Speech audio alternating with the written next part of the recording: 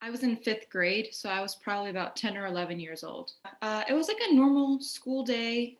I was in like 5A. There's like two fifth grade classes, 5A and 5B. And I remember that the teacher, I think it was my English teacher, we were in English class or something. And then the other teacher from 5A came in to our classroom and she was like, "You all need to see what's happening." We all moved into her classroom where she has the TV on and it shows the planes flying into the Twin Towers. So that image is stuck in my mind. And something else that I remember just that day was like the day that I got home and the neighborhood, like I was on my little like razor scooter, you I know, remember. in the neighborhood with my neighborhood friend. Her name was Jenna. And we were just talking about like, yeah, really bad people did that. So at the time, nothing about, I don't recall anything about like Islam or Muslims, or she didn't smear me because I was Muslim, although I'm pretty sure that she knew. I didn't wear a scarf at that time. So yeah, I just remember those are the two distinct images that I have in my mind of that day. So I spent, I mean, the majority of my life has been as a post 9/11 child.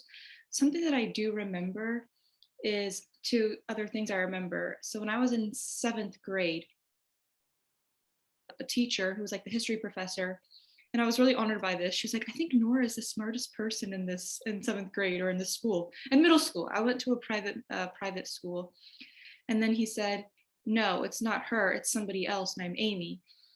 And I was kind of taken aback by that, and I was thinking, did he not say that because I'm Muslim? Did he like? I was just shocked by his like, no, it's not. Again, it's not arrogance. I was just kind of like, whoa. I mean, and so I don't know. In the back of my mind, I was like, I thought about that because that was 2 years later. And then my late father, who he died in 2007, um, he got into a car accident, or my mom did. I don't remember who it was exactly. And I remember our lawyers said, because you're Arab and your last name is very Arab, I advise you not to go in this case. And so he was told not to like take the court case or something. Again, these are a little girl. I'm still remembering these things. And then I think um, finally, one thing that I recall as well is just I didn't actually learn this until later. My father was um, FBI came to the house or something. Again, I don't remember. Maybe it was during a school day or something. He was a very respected doctor. You know, God rest his soul. And they asked him all these questions. And actually, his lawyer was kind of a famous lawyer. I wish I could remember his name. He defended a lot of Muslims actually during 9/11. I'm going to try to find his name because that lawyer spoke very highly of my father and said, you know, this is just part of the Islamophobic scare tactic. This doctor doesn't have any, you know, there's no reason to indict him or anything. So my mom would, as I got older, my mom would start to tell me these stories. So I had no idea about this until like I was still young, but I also believe that my mom and dad wanted to maybe, I don't know, like a lot of parents, protect us from the hate crimes. Uh, so yeah, there's some other things that stand out for me. So my mother is a convert to Islam, and my father is an Arab American, was an Arab, and they were actually part of an interfaith group. And I think they actually started it like in the 1990s, so pre 9/11. This was in a maybe a bit more conservative town in Florida in the Tampa area. It was like Jews, Christians, Muslims, and Baha'is, which this was in the 1990s. Like, we don't really think about, I mean, I was like, when I think about it, I was like, wow, like they were a bit more forward thinking than we now are now today. Like, interfaith is like the norm, and interfaith is beyond the Abrahamic traditions. And I just remember like a lot of speeches about, you know, Muslims are your neighbors, Muslims do this, Muslims do that. Like, my siblings and I went to a lot of these like interfaith talks. Uh, my parents were sometimes asked to like participate in these programs and to be at the forefront. So yeah, I have lots of memories of us going to this. But again, I don't know, was it for the sake, maybe pre 19, excuse me, in the 1990s, maybe it was for the sake of, you know, education, but maybe post 9/11, it was more for the sake of, PR and we are not your enemies, we are your neighbors, we are not a threat to you. So that's something that I recall a lot. And I just remember my dad wrote a ton of letters to the editor. Like I actually saved them. He was I can't like praise him enough. He's an amazing guy. Yeah. And you know, he cared a lot about civic participation. He spoke out against Israeli oppression in Palestine. And so yeah, I just remember letters to the editor constantly critiquing the wars. You know, as we know, 2001, 2003, the United States invaded Afghanistan and Iraq and Afghanistan. And so I just have constant, you know, the news is in the background, going to these events, other Muslims speaking at these events. And so yeah, I feel like my parents were actually quite proactive in terms of maybe trying, or like I don't know, like I felt like our neighbors were, at least the interfaith people that I remember, were a bit supportive. Um, and then I remember when we moved to another neighborhood, uh, I remember I went to an Islamic school then in 8th grade, and I would wear the clothing uniform was hijab. Again, I was not a full-time hijabi then, but I remember you had to wear like a jalabiya and a hijab. And I remember sometimes, to be honest with you, Dina, I'm just sharing, I felt sometimes like ashamed when I would go in the car. Like my dad would drive me to the school, and I would be ashamed if the neighbors saw me because I was afraid of what they would like say. Now, again, this was I was in 8th grade. This is 3 years later. And I started wearing my headscarf when I was 18. So right when I started college. But with this kind of like, you know what, I don't care anymore. Like I'm unapologetically Muslim and I had to grow. But I never was ashamed to be Muslim, even in high school. Like in one of our classes, our journalism classes, a journalism teacher made very awful, like very Islamophobic remarks about Islam and the Taliban and generalizing. I said, you know, I'm Muslim. I don't wear a scarf, but I'm Muslim and this is very offensive. And she listened to me. And I was very thankful for that. That's amazing. I mean, I guess I will admit I think I have a lot of privilege. If I don't wear a headscarf, people may not know exactly where I'm from. They may think I'm from like a Mediterranean background. I don't know. So I do acknowledge that. And obviously now there's much more discussion about privilege thanks to Black activists and Indigenous activists. And in high school, again, I was never ashamed to be Muslim. I always dressed modestly.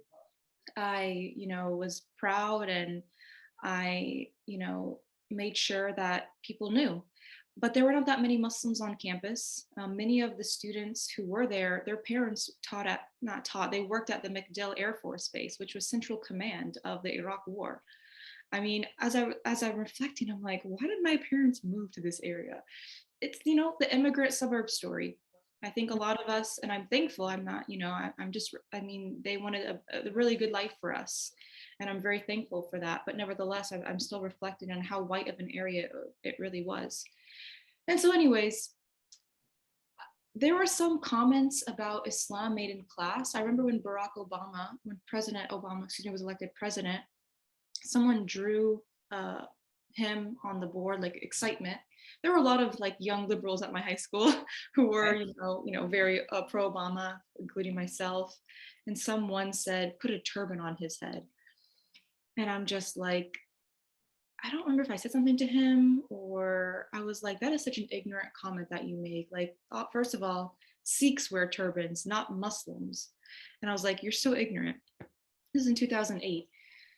And then I remember wearing the headscarf in, goodness, 2009. I've worn it since then. It's not always been easy, but it's a decision that I've made. I'm the only one in my family who wears it. And I actually speak Arabic. Like I learned Arabic after my dad died. I studied in the Middle East. And it's funny because I remember as well, like sometimes I would be like, oh, I'm Canadian Egyptian, I'm half Egyptian. And so I wouldn't say that I'm American Egyptian, like intentionally, because I was not afraid. I don't think anything would have happened. And I am Muslim. I'm not like a fake Muslim because when I would be with some of my friends who were studying abroad, they were mostly like white friends studying Arabic. people would just think that I put on a headscarf to like look like I blended in. And I was like, no, I really am Muslim. And my Right. friends respected me for that. They were totally cool with that. They were super respectful. So I can recall that. But there was another incident I wanted to share, which was pretty minor again, and that's because, and I acknowledge my privilege. I know some people have assumed that I'm a convert, or, but I still get asked a lot, like, where are you from? Were you born here? Um, you speak really good English. You don't have an accent. I'm like, yeah, because my native English, it's my native tongue. So I remember one time when I went to my undergrad in this town in Florida, I was, wearing my hijab very proudly, running, and one person yelled out, "Jesus loves you." And that was pretty like minor. I wasn't offended by that. I mean, maybe in the moment I was like, okay. And then you may have recalled the Terry Jones Burn the Quran Day in 2009 or 10. I think I was like a sophomore actually at the University of Florida, and I was the vice president of the Muslim Student Association. And that was a little bit like, wow, traumatic. Like this guy is burning Qur'ans out of hatred.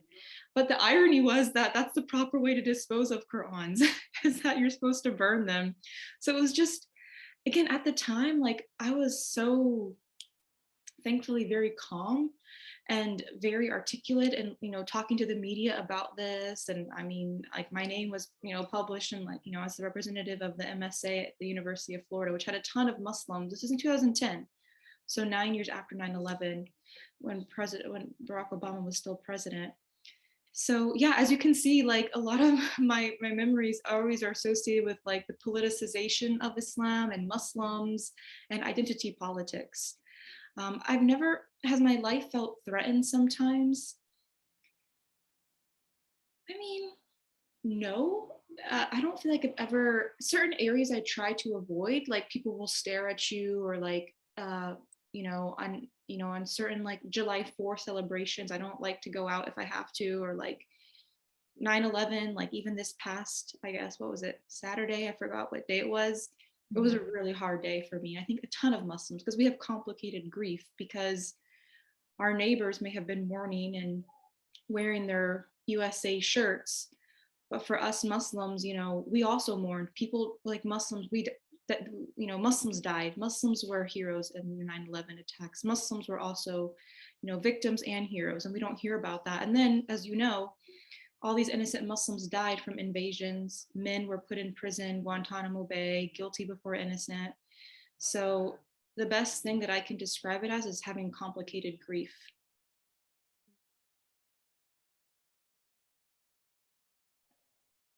I was never forced to wear it, obviously, and I'm actually kind of glad that I was able to wear it later in life, because I was able to kind of solidify more of my identity before I put it on and wanted to be known like I'm a Muslim woman. This is the first thing that you see when you look at me. And because my mom's a convert, and she really cared about her faith, and my dad also cared, we were taught Islam not in a cultural way. We were really taught it in a way of submission to Allah, surrender to God, Allah subhanahu wa ta'ala, in the way of Ibrahim, peace be upon him. So I'm really thankful. Like I was very proud of my Egyptian identity. I mean, I learned Arabic, we went to Egypt, I went to the Middle East.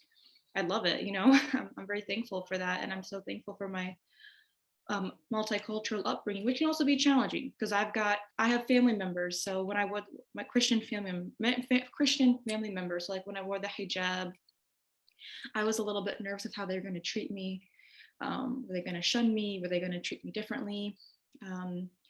But thankfully, it was pretty chill. I do have an uncle who's disagrees with me in a lot of issues, but we're pretty civil, and I'm really thankful for that. But yeah, I mean, I'm actually a chaplain. I work as a spiritual life advisor. I work with students. I did my degree in Arabic and religion, and then I got a master's degree in Islamic studies and chaplaincy, and I'm doing another degree. So I really care about this faith, Islam. I care about it being presented accurately. I care about oppressed peoples, including especially Black Muslims, who I know have constantly been out of the narrative about Islam in America, and even 9/11. So I don't know, sometimes I feel like a spokesperson, but then sometimes I get so frustrated. I'm like, no, I am not a spokesperson. I am just someone who happens to wear a headscarf for my own theological reasons. I do like to be identified as Muslim. Like one day I did actually, I was struggling with hijab. I don't think any hijabi has a like no struggle day. We just don't. And so that's what I want people to know as well. Like we're not like these little perfect angelic creatures, you know, we also struggle like you struggle with your bad hair. Like people struggle with their bad hair day in New York City. So I was like, I'm incognito, no one will know me. I was still again dressing modestly, so I was still like wearing my same clothes. My hair was even in a bun, and it felt really weird for me. I didn't really like it. Like I was just I felt a little bit for me like so again, I don't, my mom doesn't wear hijab, my mom doesn't wear it, my sisters don't wear it. I really don't care. But I do think that when you wear it, people sometimes look at you in a different way. They're scared of you. They are uncomfortable around you. They don't look you directly in the eye. Especially now because of COVID-19, I have to wear a mask. I guess a lot of us hijabis are niqabis. And just sometimes, like, I don't know, are people treating me in a rude way? Or I just have to learn to like brush it off, you know? And flying flying while Muslim, you know, and hijab. Sometimes I even ask myself, like, okay, should I wear my hijab differently? No, like I'm just gonna wear it as I am, and I don't care if they ask me extra security questions, if it's a random security check. But again, and I acknowledge the privilege that I have, that you know, English is my first language. That you know, when I'm in the Middle East, I can kind of look more. I can fit in. Like people will be like, she may not be fully Arab, but she's Arab. She you know she I speak Arabic, alhamdulillah. But yeah, like in America, still this feeling like I was born and raised here, but sometimes this feeling of like in many like Black communities, I feel much more comfortable. Like in Black neighborhoods, majority Black neighborhoods, but sometimes like in white communities, I definitely feel more like the sense of okay, who's gonna like give me certain comments or make me feel uncomfortable. But again, it all comes back to how I feel, you know. I know that I can't, if I constantly let people dictate how I feel, it's never going to make me content because people will always have an opinion about me, about my headscarf. And I personally just ask God every day to give me strength. And for me, it's more beyond the headscarf. It's about how is my character? How is my relationship to God? How is my relationship to others? Am I enjoying my prayers? Am I trying to be a spokesperson for Islam to fit in instead of actually following the tenets and speaking up against tyrants, you know, and being just? So yeah, maybe you could say that my hijab is my jihad. It's my struggle. Like all of us have struggles. I have other struggles too. But you know, after wearing it for, gosh, I don't know, 11 years now, 12 years now, I've just found ways to make it work for me. And I kind of don't think about it anymore. I just try to like be like, okay, you know, it's a piece of me, you know. And one thing, last thing I'll say, like I saw this really cool video about nuns when they put on their habit, they actually kiss it in the morning. So beautiful. And now, obviously, I know very well that nuns are not seen in the same way as Muslim women. There's all these cool like cartoons that show a nun dressed in a, you know, her like black and white style, and a Muslim woman who looks almost the same. And it's like you call one person, oh, pious, oh, wonderful, other a woman a terrorist. And it's like, see, that's a politicization and Islamophobia and racial dimensions that get projected onto like a hijabi Muslim woman. I mean, what does it mean to be American? That's what I want to ask other Americans is what does it mean to be American? Is being American the power of pride? Is being American exceptionalism? Is being American invading other countries for resources and imperialism? Or is being an American, you know, standing up for oppression? Is being an American, you know, welcoming the immigrant and the refugee and being honest about our history of transatlantic slavery, of Native American, you know, genocide, of not being afraid to confront it? You know, I'm not going to praise the founders as these idyllic men. I mean, they were white men, they were products of their time. I don't think we should like necessarily give them undue praise, but I do think that America has a lot to offer. Um, it also has harmed a lot of people. It has harmed a lot of Black Americans, Latinx Americans, Arab Americans. And I know that every immigrant group that came to this country um, Irish, German, they faced a certain amount of hatred and bigotry. And so my question is, are we going to learn from the past? Are we going to, Karl Marx said that history repeats itself. And then he said that if you don't understand it, it's like you make a farce of it or something. And so it's like I like the poet, the Nobel poet, who spoke at the Biden inauguration. She talked about like what does it mean to be an American, and she was very honest in, acknowledging, I recall, the beauty of this country, but also the pain of it as well. So I am born in this country. I'm Arab American. I can't control my identity. No one can control where we're born. No one can control what our ethnic background is, but I can control how my character is, how I treat others.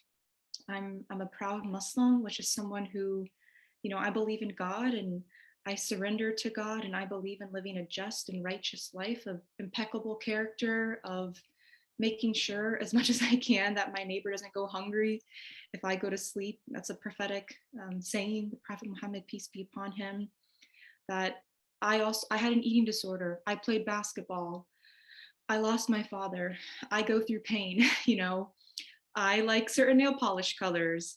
I love I love foreign films. I love learning languages.